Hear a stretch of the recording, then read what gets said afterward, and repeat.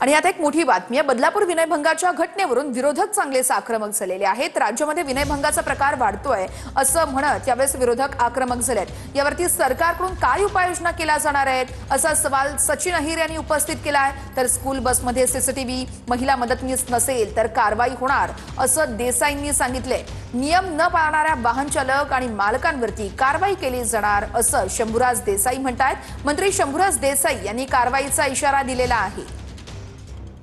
वारंवार आणि विशेषतः बदलापूरमध्ये लहान लहान मुलांवरती आणि मुलींवरती विशेषतः आणि विनयभंगाचा प्रकार हे वाढतच चाललाय। सभापती महोदय, अत्यंत घृणा निर्माण करणारी ही घटना बदलापुरामध्ये घडलेली आहे आणि एका शाळेच्या विद्यार्थिनीला लहान चिमुकलेला विनयभंग करण्याचं काम केलं आणि म्हणून सरकारने निवळ या घटनाची नाही, ही घटनेची दखल घेत असताना राज्यभरामध्ये असे जे प्रकार होत आहेत, अशा प्रकारे जे अत्याचार होत आहेत, त्यासाठी काय उपाययोजना करणार आहात आणि सरकार म्हणून तुम्ही गंभीर आहात की नाही?